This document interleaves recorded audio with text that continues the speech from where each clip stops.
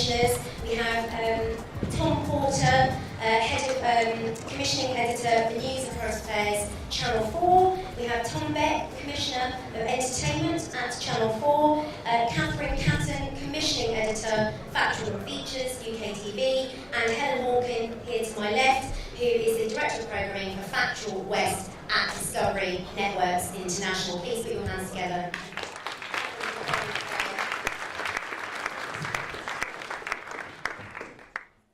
So what I'm going to do is, if I could ask you all to introduce yourselves. I think I'm going to start with Tom Porter, who was also at the session last year. You're a veteran now of Pitch Perfect.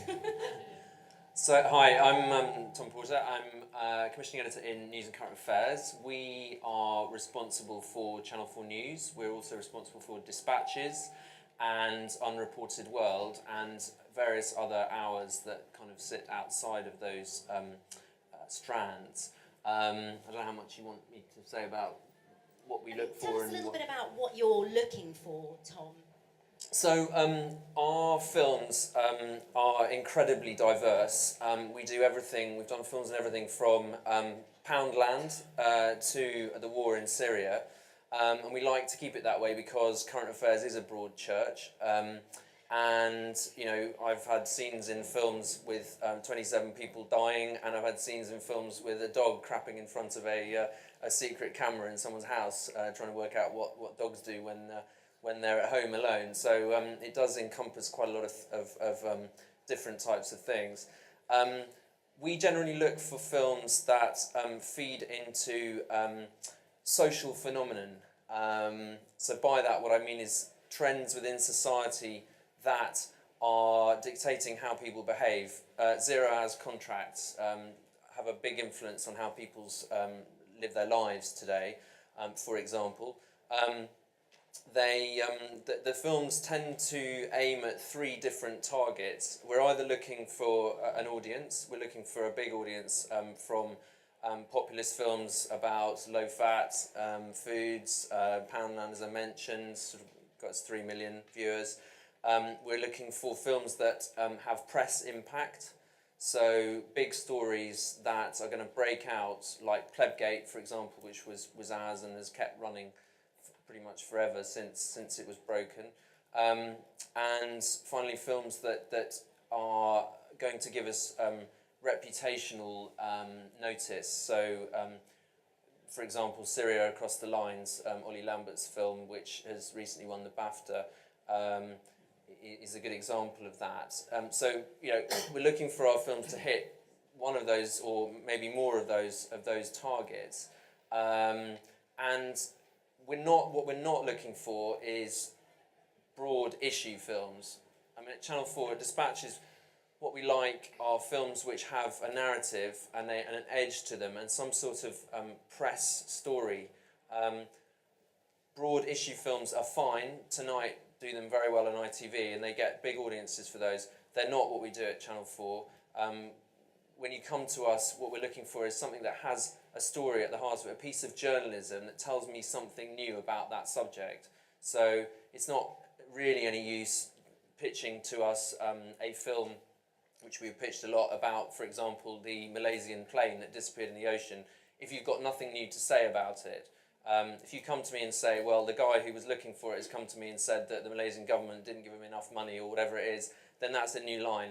That gives me a reason to want to do that film. So that's what separates, what we try and use to separate Dispatches from other current affairs strands. Thank you. Tom, Beck, would you like to continue on from there? I would, yes. I'm Tom Beck. I'm the Commissioning Editor for Entertainment at Channel 4. Slightly aware that whatever I say now will sound slightly trite after Tom's Tom's at the moment. No one has died in the making of any of my programmes, although there have been a lot of shitting dogs. We look after, the entertainment department looks after sort of anything that is non-scripted entertainment on Channel 4. So by that I mean pretty much anything that isn't a sitcom or a sketch show. And that ranges from Derren Brown to Alan Carr to 8 out of 10 Cats to the £1 Million Drop. Personally, I look after all of Alan Carr's things. I look after the Big Fat Quizzes, the British Comedy Awards, Stand Up to Cancer, which is another thing that comes out of the entertainment department. I've been there for a couple of years, and we generally, we always sort of operate with two different sets of wants, I suppose. We have a sort of specific list, which you can usually find on our website.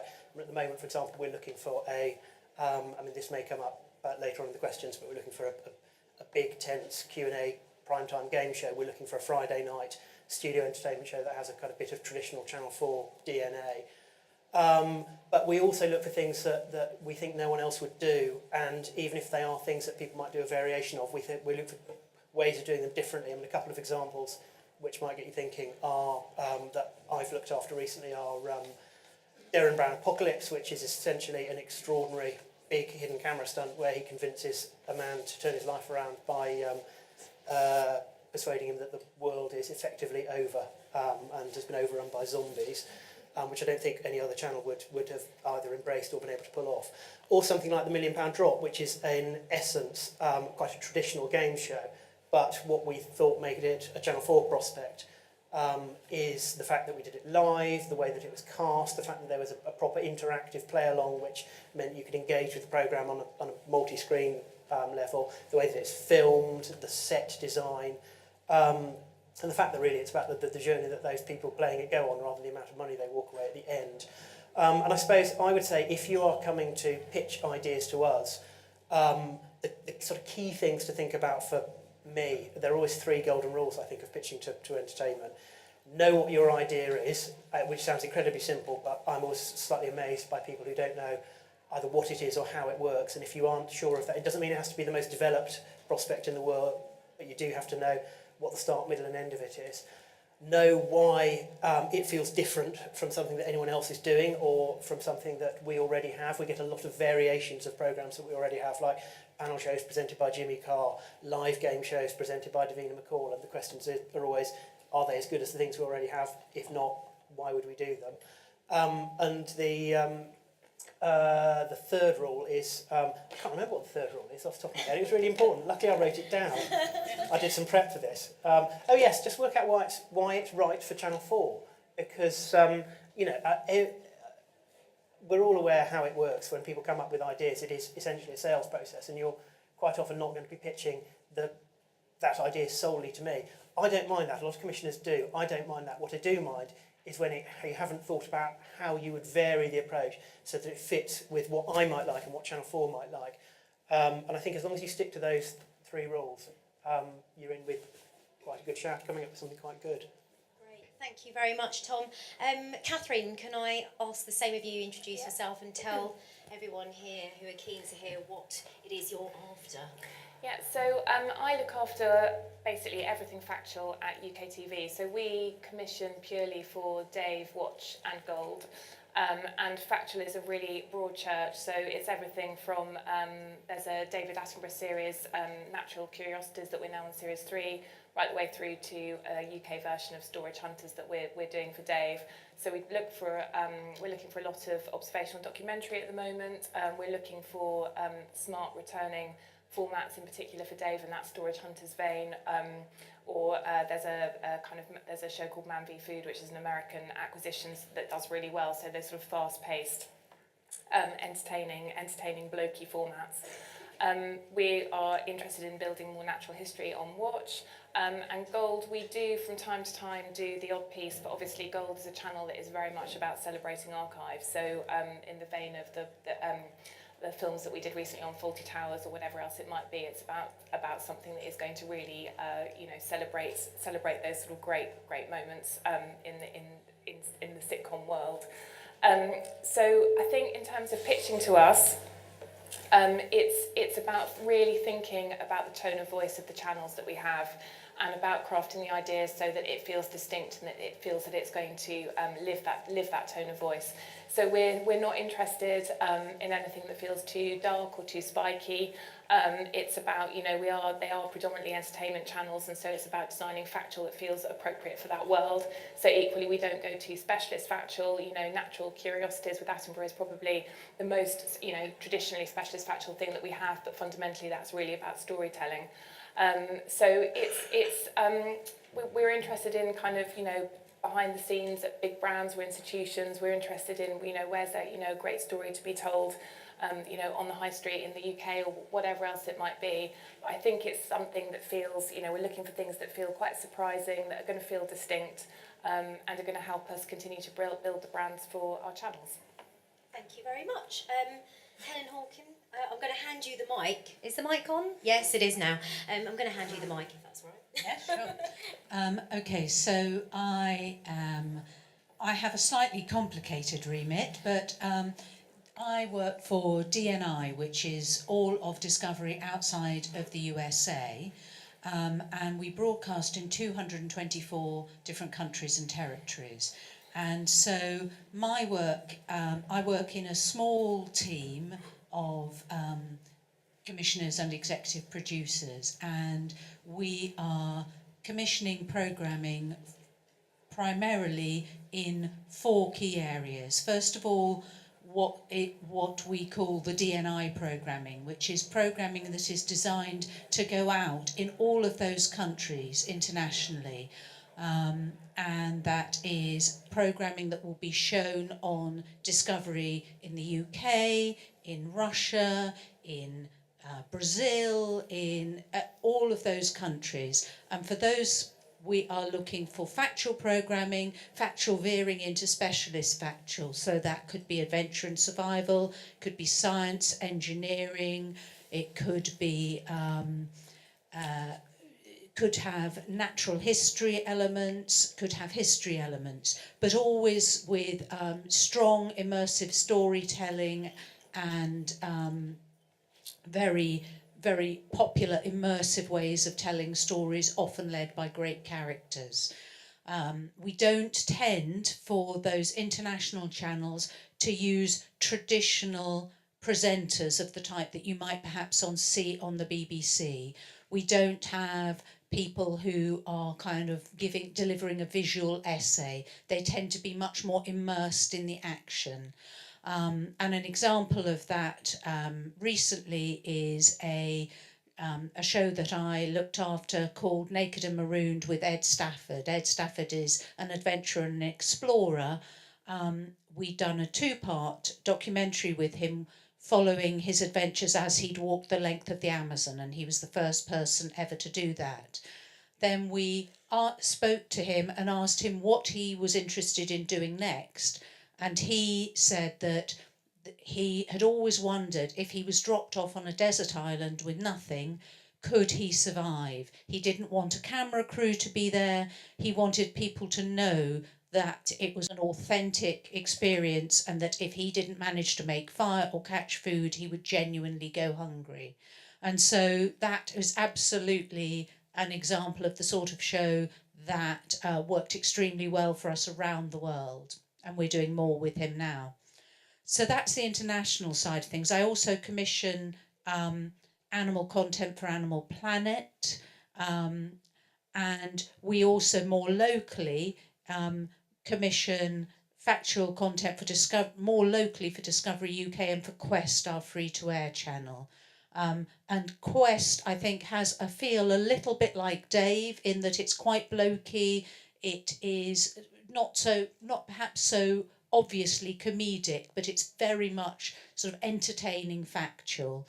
And I think that one of the biggest mistakes when it comes to pitching that people make when they come and talk to me about ideas is they come to me with one-offs, and I'm almost exclusively looking for series and for series that can be returnable.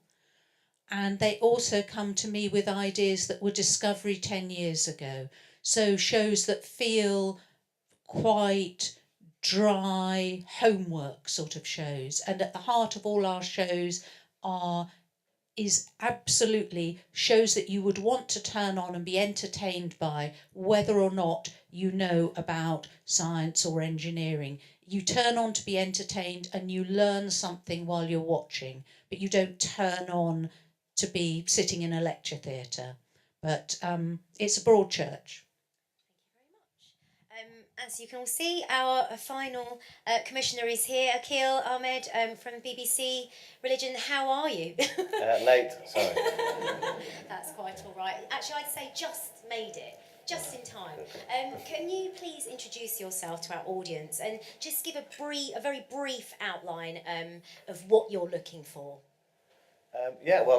My role at the BBC is I am the commissioning editor for television, and as well as that, I manage the in-house production teams in Salford and to a lesser extent Belfast, and also represent the BBC internally and externally overall in terms of subjects of religion. So in terms of what we're looking for right now, obviously we've cut across all 4 channels, BBC's on television, that is, BBC 1, 2, 3 and 4. Obviously we make programmes for radio as well, across all the networks.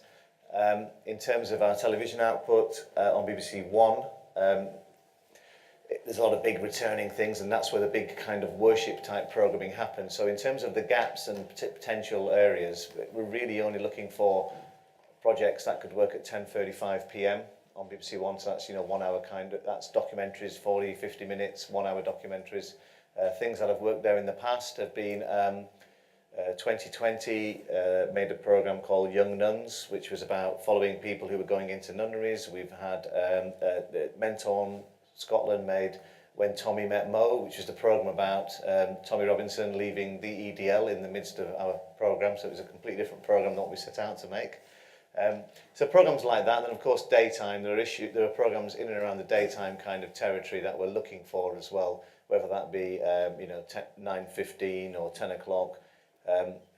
We've got some programmes in development at the moment. You all know what works on daytime on the BBC. It's obviously volume, and it's programming that won't necessarily have religion at the core of it, in a sense that, whereas other programmes do, it may be more in the line of the ethics and morality issues. Now on BBC Two, there we have big returning projects like Tiger Aspects, Island Parish. These programmes which get 2.5 to 3 million viewers on a regular basis. We also do documentaries, so the big documentaries, they all go out at 9 p.m. So the general thing you'll get is actually everything is prime time. There's nothing really on the periphery of the schedule. So all the stuff is 9 o'clock or 8:30 p.m. So the 9 o'clock stuff, we've recently had things like the Ottoman Empire series, Neil Oliver's Sacred Wonders of Britain. Lion Television made Simon Reeves' Pilgrimage series. We've had all those kind of programmes. So these are things which really, really stand out in the schedule, things which we can build a bit of a season or a bit of a moment around. Then on BBC Three, it's the odd single film. In general, that has tended to focus on more current affairs-based programming, such as we did a film with Adil Ray on grooming. We've done a number of award-winning films on BBC Three about forced marriage. And there's always that dream scenario to get a really big series, and I think that again being the territory of ethics, it had nothing to do with me, but I think that the territory we'd be looking for would be, if you remember watching things like Blood, Sweat and Takeaways and Blood, Sweat and T-shirts, not necessarily replicating that, but that's the kind of programme where you can get ethics to a wider audience. And then on BBC Four, it's our desire is as eclectic as the channel itself, so that it can range. Simon Sebag Montefiore does a lot. It's with in-house, but he has these incredibly successful series. He's done one on Rome, one on Jerusalem, one on Byzantium. And you're talking about the first transmission 900,000 viewers on BBC Four, which is pretty good for a programme of that nature. And then obviously one-offs.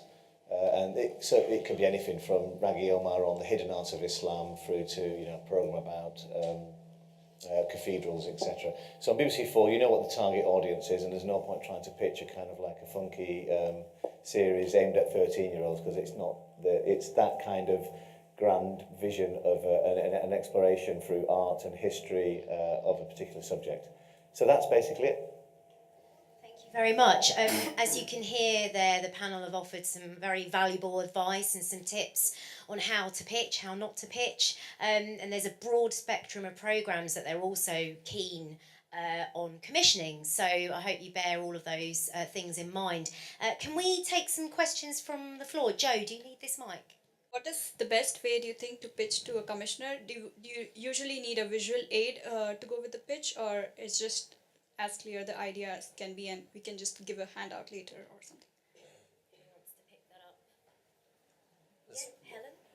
I'll have to talk loudly because I haven't got a microphone, but I have got quite a loud voice, so okay. So if your idea has a format or is talent related and you've got the talent attached, obviously telly is a visual medium, and a sizzle or a show reel really helps to show that the idea works on screen.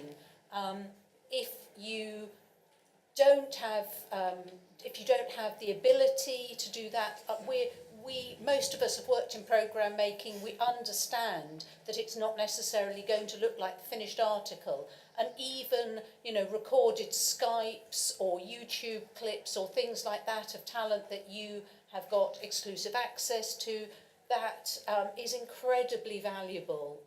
So I think where you can, it always helps. And when you're writing something, brevity is better.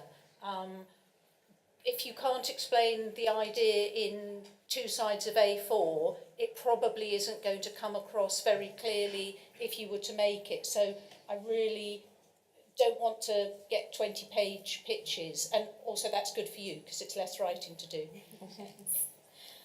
Should we take another question? We've only got about 10 minutes for questions, so this lady here.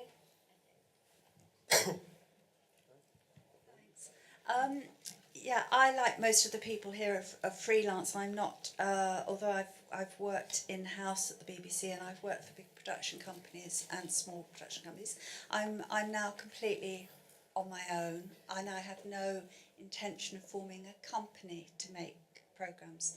That's not what my talent lies in.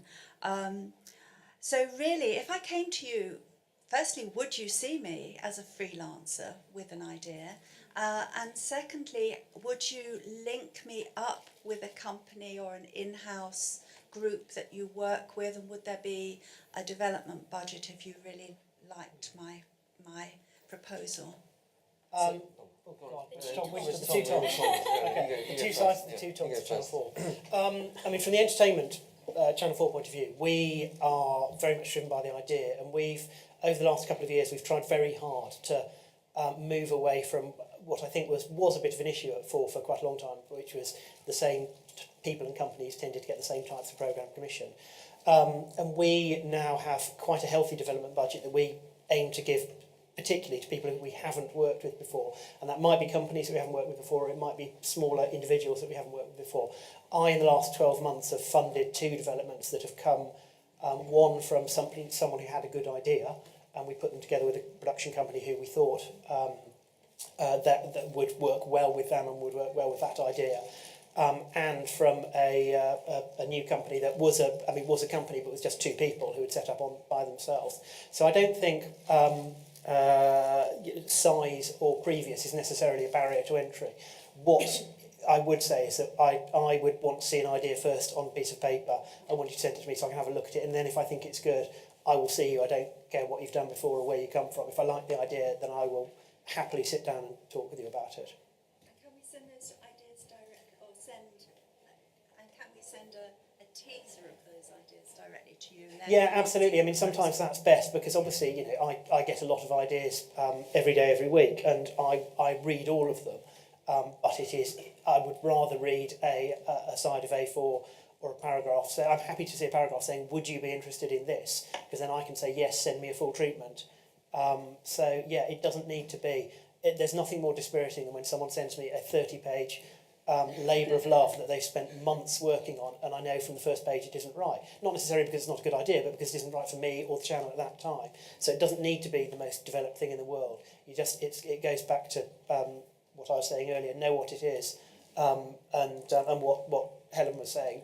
Know how to. If you can't sum it up quite quickly, it's probably not a good idea. And if you can do that, I'll read it, and if I like it, I will get back to you.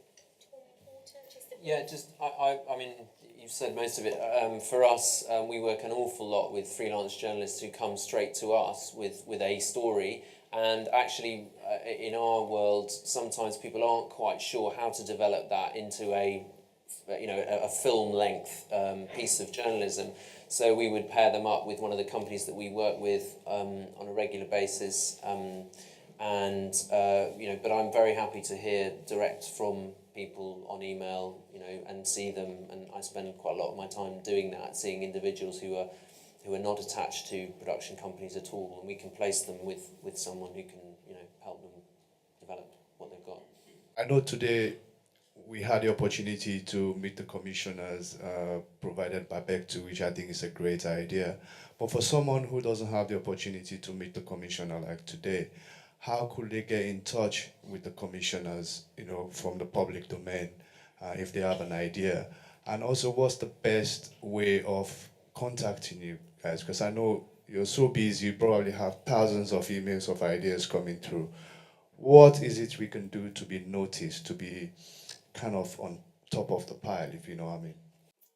We have at UKTV, we have a submissions website, which an email address which is on our website. So if you know a commissioner that you want to email, then always copy in the submissions address. Or if you don't know who it's right for and you just want to email the submissions address, there's somebody who basically manages that and who will always make sure that you get a response within around about 48 hours that yes, we've got it, yes, we're looking at it.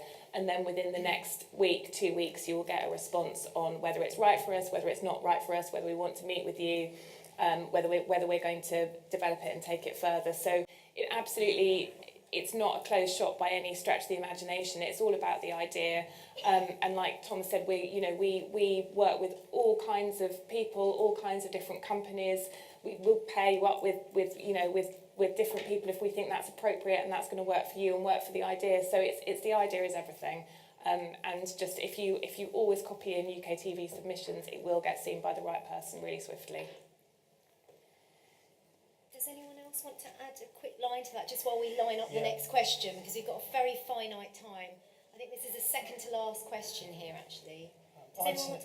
Just if you want to send an idea to entertainment, our personal email addresses, myself, Madeline and Saida, who are my two colleagues in commissioning, are on the Channel 4 website, and we look at everything ourselves, look at it directly. In terms of making it stand out, I read everything, so make it a good idea. But keep the initial email quite brief, be to the point, explain what it is, and then if you grab me in the first few lines, that's a good start. Great.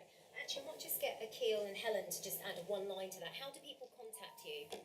Email. I mean, it's visible on the website. It's visible on the website. To be honest with you, it's not very difficult. Well, you know, it'll get straight to me. I mean, I basically read all my emails, and I don't have someone, you know, scanning it for me.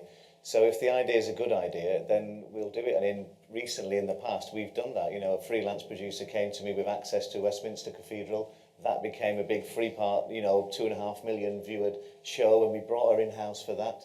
Often I work with, you know, right now we've got a big one-man band, Faris Kamani, who has a company called Crescent Films. He made The Life of Muhammad, one of the biggest religion series probably of all time. So, you know, it doesn't matter who you are. If your idea is good, you'll get listened to. If your idea is pants, then you'll be not met. Then you won't get met. You know. See, they do read their emails. I mean, I think there's a real mystification about the commissioning process. But you know, you've heard it from each of them, apart from Helen. Helen, we're coming to you next. Is that they do read their emails, but the quintessential, you know, fact here that's coming through is that your idea has to be strong and pitched to the correct broadcaster. You must know your broadcaster, know your idea. Helen, just want to add a quick line to that? Yes, I mean, I think that's very true. Know the sort of output that we do and whether your idea might fit in with that. Surprise me, and also think about how your idea will stand out, because everyone reads the same newspapers and the same scientific magazines and things like that, and if an article goes in them, I might get 10 or 15 very similar ideas in a short while. So think about what makes yours stand out. Do you have some exclusive access, a distinctive way of dealing with it? What do you bring to it that will make it unique and authentic? Great. We're just going to take one last question. I'm very sorry. Okay. Are you looking for programmes which are just broadcast programmes, or are you also interested in all the sort of second screen extras? Are you looking for someone who will come to you with an idea which will have strong spin-offs online, which will have a lot of social media follow-up and that sort of thing? That's a very interesting question. Who wants to pick that up? Well, I don't think I'd commission a programme just because it had that potential. At the end of the day, the idea's got to be the key. But you're right, we did. If you take the example of Neil Oliver's Sacred Wonders of Britain, for instance, that had an incredible second screen potential. I think with Touchcast, whatever, you know. So if he's in a location and you press on, it was used as the kind of experiment for that particular Touchcast technology, and you touch on the screen at that particular location, then all this extra information comes out. The idea was relevant, so therefore it was useful. But if it's just for the sake of it, then it won't make a blind bit of difference. It's all about the entirety of the idea, and will you believe, in your opinion, that enough people will come to it to justify the expense?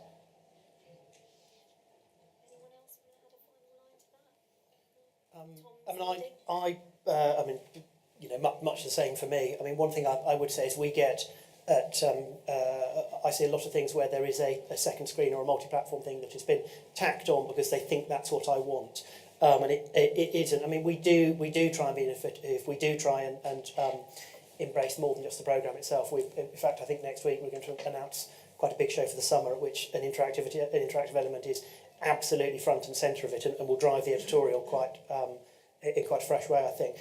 But there has to be a good TV idea at the heart of it, and it will, I think, sometimes diminish from that idea if you've added 2 screens about the interactive side that you haven't really thought about and don't really fit. Because I sort of think, well, if you're tacking that on, you're not thinking about the detail in the right sort of way. If it doesn't have a multi-platform side of it that sits naturally, don't feel the need to put it on. If it does have one that works brilliantly, amazing, and that will help it stand out, but it isn't a necessity by any means. I think you'll all agree. Can I have the mic, please? I think you'll all agree that the commissioners have given some very valuable insight into the commissioning process, and this is where this part of the session ends. This discussion part ends, and we'll be starting the pitching, the speed pitching. So, just for a little bit of housekeeping, anyone that's registered and has had an email from Pitch Perfect, can you please make your way shortly, not now, but if you could make your way at the end of this to this side, to my right. I'm going to take the commissioners off to the left. And I'd like you to please put your hands together, because actually the commissioners are so busy, so we do really appreciate them coming today. Akil Ahmed, Catherine Catton, Helen Hawken, Tom Beck and Tom Porter. Thank you very much for coming.